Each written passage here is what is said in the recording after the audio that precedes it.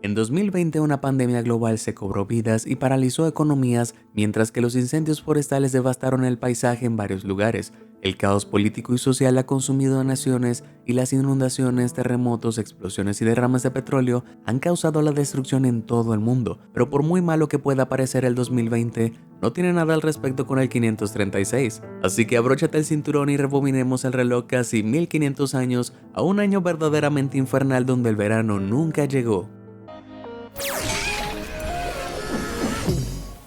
¿Qué harías si despertaras una mañana, corrieras las cortinas y a pesar de ser de día en pleno verano, el cielo estuviera oscuro? No solo eso, sino que el calor habitual del verano ha sido reemplazado por un frío intenso. Y esta frialdad hubiera causado que gran parte de las cosechas del año fallaran por completo, dejando a la gente muriendo de hambre en las calles. Además de eso, una niebla profunda se está acumulando donde quiera que mires y está surgiendo rumores de una enfermedad horrenda y altamente infecciosa que está matando gente sin piedad. Dependiendo del tipo de persona que seas, podrías pensar que ha llegado el fin de los tiempos. Eso es lo que muchas personas que vivían en el año 536 de la Era Común, también conocido como 536 DC, concluyeron cuando observaron las cosas que acabo de describir. La oscuridad inexplicable y el hambre y la pestilencia que pronto siguieron fueron vistos como presagios de que los dioses le habían dado la espalda a la humanidad para siempre. Un cronista antiguo que escribió sobre estos días oscuros compartió la anécdota de una ciudad egipcia asolada por la plaga, donde se le dijo a un niño que lloraba: «Ve ahora y no llores, porque este castigo es el pago por la herejía y el pecado». Este mórbido sentimiento apocalíptico se podía encontrar en todo el mundo en este momento, y todo parecía provenir de ese cielo misterioso y oscuro. Entonces, ¿qué tan oscuro estaba?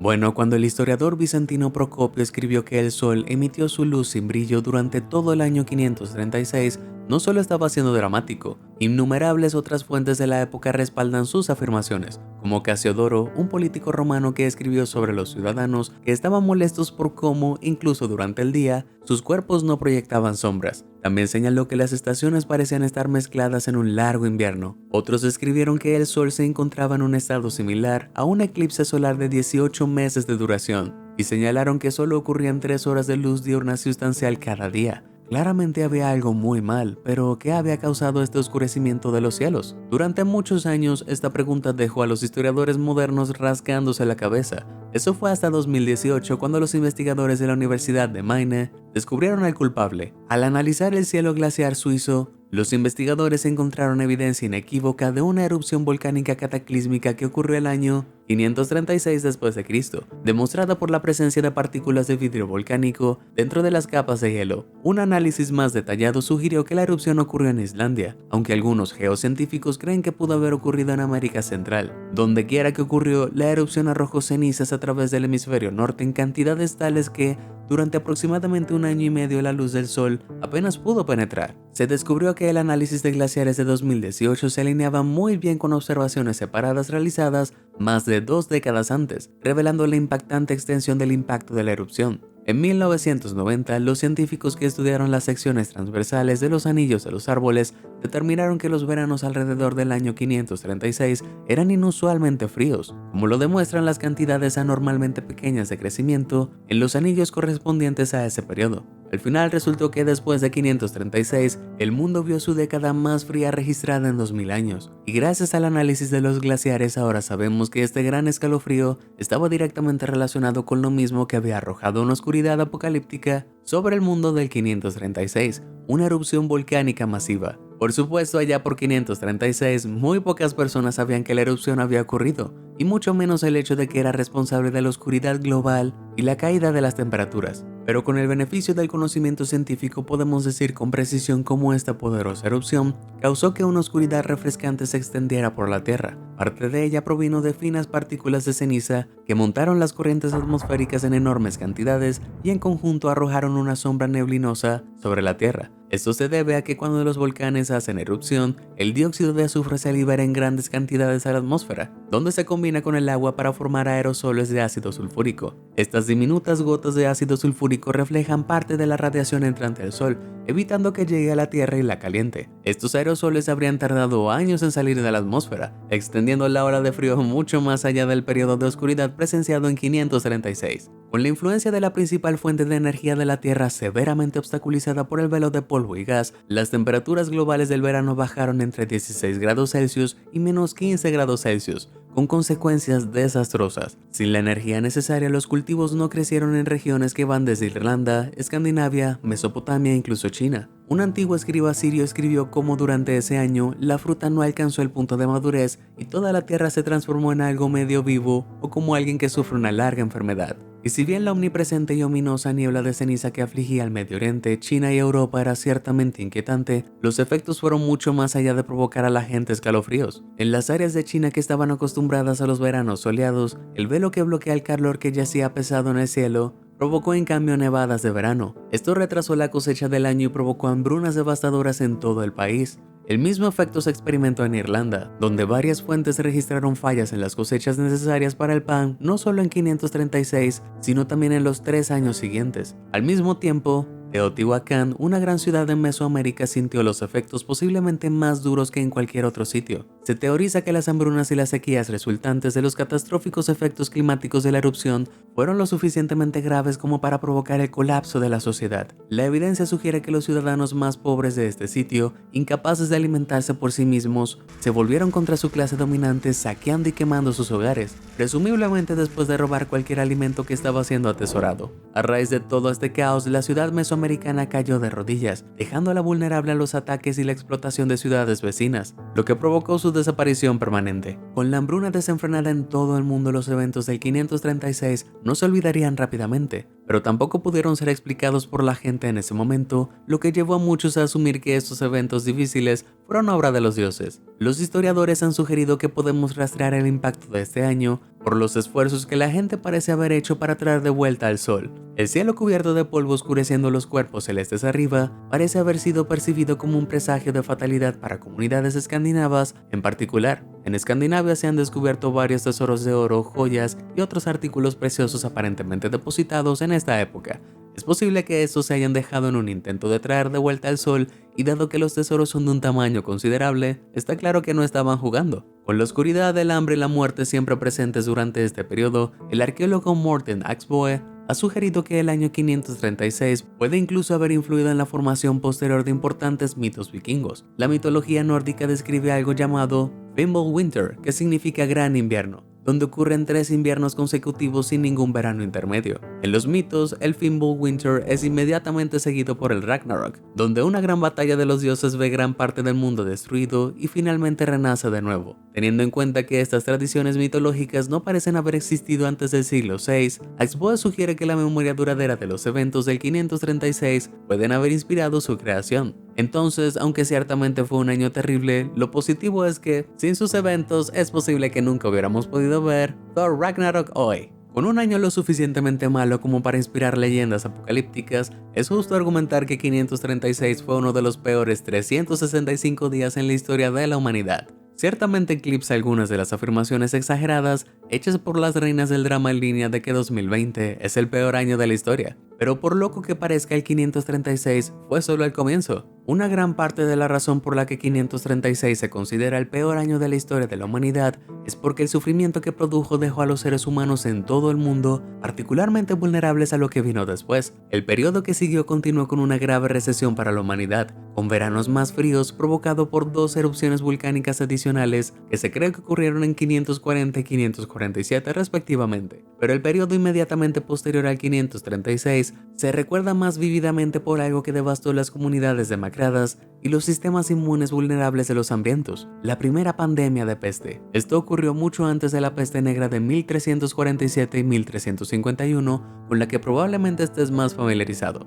Esta plaga anterior se informó por primera vez en Egipto en 541, con un brote de la enfermedad causada por Yersinia pestis, una bacteria transmitida a los humanos por la pulga de la rata oriental. Aquellos infectados con la enfermedad experimentaron bubones agonizantes cuando sus ganglios linfáticos se hincharon, a menudo hasta el punto de estallar. Junto a estos, los infectados experimentaron fiebre alta, tos, convulsiones, gangrena y la dolorosa pudrición de la carne, entre otros síntomas horrendos que culminaron con la muerte de más de 2 de cada 3 de los casos. Con las cosechas fallidas que comenzaron en 536, muchos países europeos vieron migraciones de personas hambrientas que buscaban mejores climas para cultivar. Mientras tanto se libraban varias guerras, muchas de las cuales involucraban al Imperio Romano de Oriente bajo Justiniano I, quien estaba tratando de expandir y mantener la influencia romana en todo el mundo. Estas guerras y migraciones significaron que, cuando estalló la plaga, se permitió que se extendiera incluso más rápido de lo que hubiera sido de otra manera. Esto fue gracias a las ratas portadoras de pulgas que inevitablemente se coló en las reservas de alimentos en los carros y barcos que estos movimientos masivos de personas se llevaron consigo. Pero la migración masiva de personas hambrientas no fue la única forma en que los eventos del 536 aceleraron la posterior propagación de la plaga. La investigación llevada a cabo en los últimos años ha encontrado que, cuando una pulga se infecta con Yersinia pestis, la bacteria puede causar un bloqueo en el intestino de la pulga. Este bloqueo evita que la pulga pueda digerir adecuadamente la sangre de la que se alimenta, dejándola en un estado perpetuo de hambre. Estos bloqueos en las tripas de las pulgas son considerablemente más propensos a formarse a temperaturas más bajas, ya que tienden a desintegrarse cuando las temperaturas se acercan a los 30 grados centígrados. Con la erupción volcánica de 536 que redujo las temperaturas globales, particularmente en verano, las pulgas portadoras de la plaga cuyas tripas tenían, en consecuencia, más posibilidades de obstruirse por las bacterias, se volvieron voraces. Buscando desesperadamente una comida abundante pero en vano, sería cada vez más probable que buscaran fuentes alternativas de sangre. Esto a su vez puede haberlos llevado a saltar de rata en rata y finalmente a huéspedes humanos. Cuando su insaciable hambre se apoderó de ellos, al alimentarse de los humanos con más regularidad,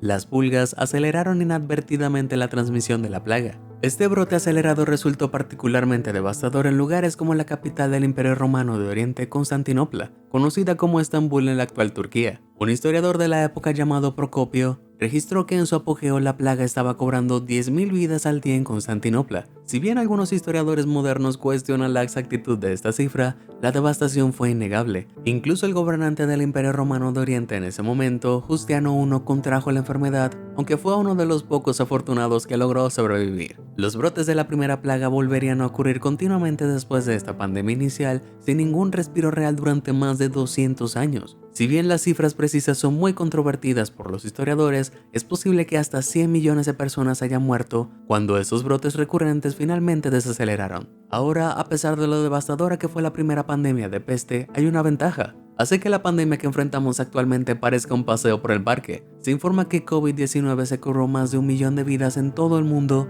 a finales de 2020, lo que ciertamente no es un número pequeño, pero de una población mundial de 7.500 millones es alrededor del 0.013%. En comparación, si la primera serie de brotes de peste realmente mató a 100 millones de personas en 200 años, ese promedio es de alrededor de 500.000 por año.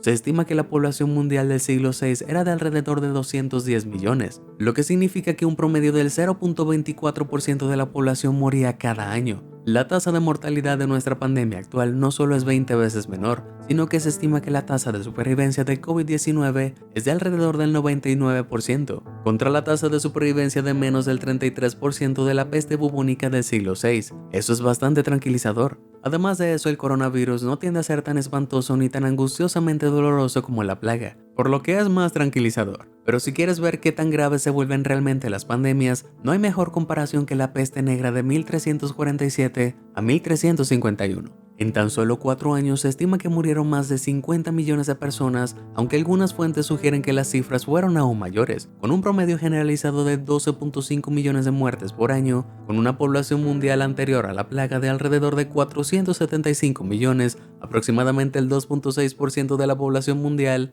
moría cada año. Eso es 200 veces la cantidad anual de vidas que el coronavirus está cobrando actualmente en 2020, lo que hace que 1347 sea posiblemente 200 veces más digno del título del peor año de la historia. Es más, esta cifra promedio de 2.6% habría sido significativamente más alta en la práctica a medida que la peste negra se acercaba a su punto máximo. Las tasas de infección aumentaban y la población mundial a su vez disminuía. Lo más impactante de todo, con una proporción extremadamente alta de brotes de peste ocurriendo en Europa, se estima que entre el 30% y el 50% de la población europea fue aniquilada en ese periodo. Aterrador, ¿no? Pero no te dejes engañar pensando que las plagas verdaderamente mortales que forman los contendientes por el título del peor año de la historia son simplemente cosas del pasado lejano. Tan recientemente como en 1918, una cepa específica del virus de la influenza, conocida como influenza española o H1N1 para los científicos, se propagó rápidamente por Europa, Asia y las Américas. Esta devastadora plaga infectó a alrededor de 500 millones de personas en todo el mundo,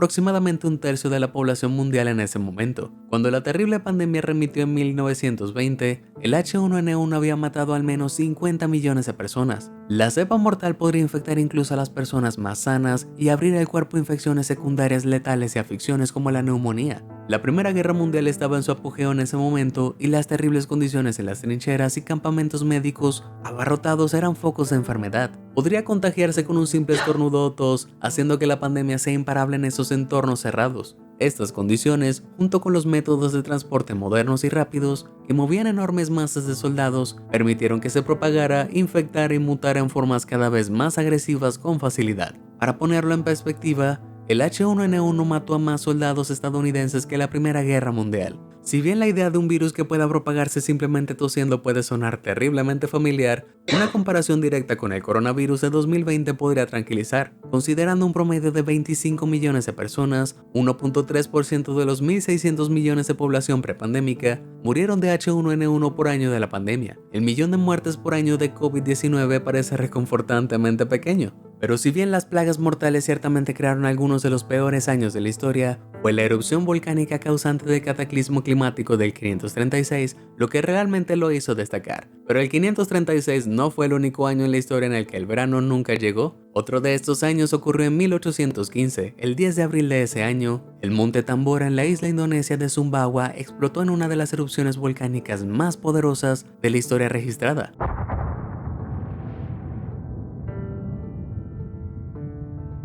El penacho de la erupción alcanzó los 42.977 metros en el cielo y hasta 10.000 personas murieron en la explosión inmediata. Algunas de estas almas desafortunadas fueron quemadas y asfixiadas hasta la muerte por la ceniza sobrecalentada, mientras que otras fueron aplastadas por los escombros que caían. Enormes cantidades de vegetación en la isla fueron destruidas por la explosión, mientras que la roca volcánica cubrió el océano circundante en parches flotantes como estos, que miden hasta 4.8 kilómetros de ancho. La erupción provocó un tsunami de tamaño moderado que azotó las costas de varias otras islas en el archipiélago indonesio, llevando a unos 4.600 isleños a una tumba de agua. En total se estima que 100.000 personas de Sumbawa, Bali y otras islas cercanas murieron por los efectos directos e indirectos de esta erupción. Pero los impactos más amplios de la erupción se extendieron por todo el hemisferio norte, ya que la ceniza atmosférica y el gas provocaron que las temperaturas globales promedio cayeran entre menos 17 y menos 16 grados Celsius. Al igual que en 536, se informaron cosechas fallidas en Estados Unidos, India, China, Europa, Reino Unido e Irlanda, por nombrar solo algunos.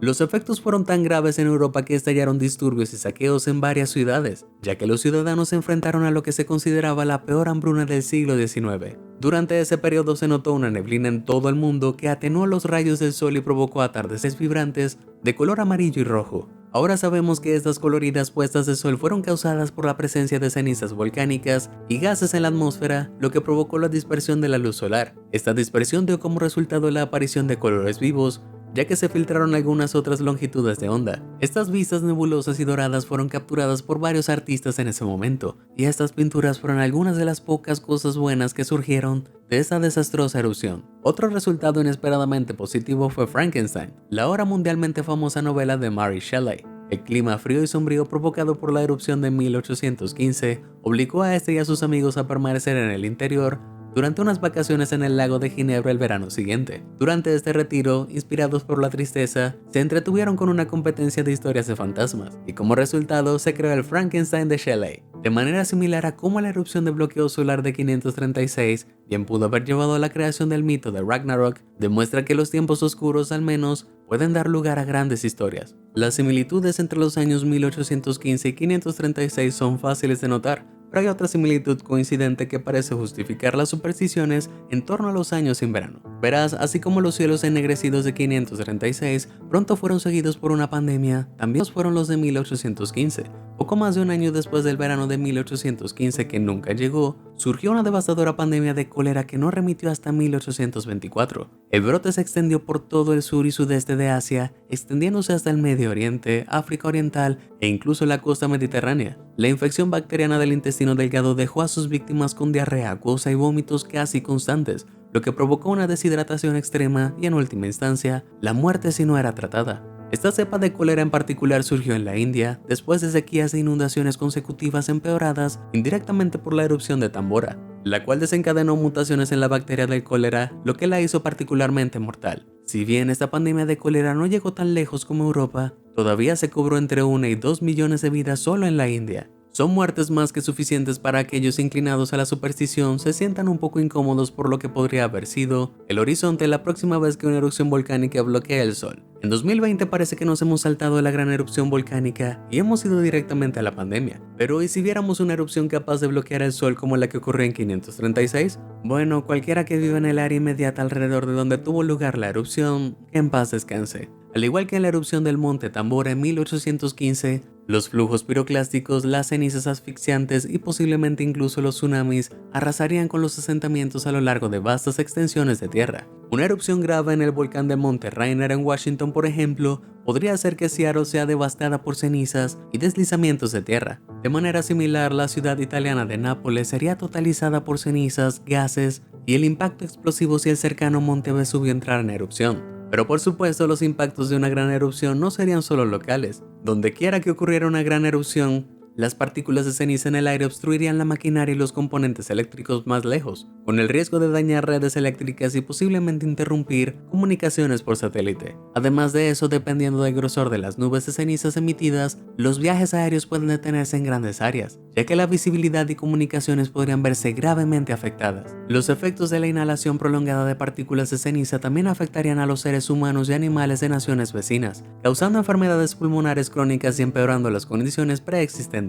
Pero, ¿qué pasa con el problema que afectó más a la gente de 536? El hambre. Bueno, a diferencia de nuestros antepasados del siglo VI, tenemos el beneficio de reservas de alimentos más duraderas gracias a la tecnología moderna. Para aquellos que pueden abastecerse de productos no perecederos, la inanición sería razonablemente improbable si el bloqueador solar volcánico solo durara un año. Pero la falta de cultivos frescos provocada por una caída en temperaturas globales aún causaría conflictos económicos a medida que los precios de los granos y productos se dispararan. Además de esto, las diminutas partículas de ceniza enviadas a la atmósfera por las grandes erupciones volcánicas también podrían evitar que se formen gotas de lluvia dentro de las nubes, lo que provocaría sequías extremas. Teniendo en cuenta que el acceso al agua sigue siendo un problema cada vez más grave en muchos lugares, un cambio en la disponibilidad de esta sustancia esencial podría resultar catastrófico. En el mundo ya políticamente tenso de 2020 es posible que estas tensiones adicionales por la posesión de recursos vitales ilimitados puedan llevar a los países al borde de la guerra,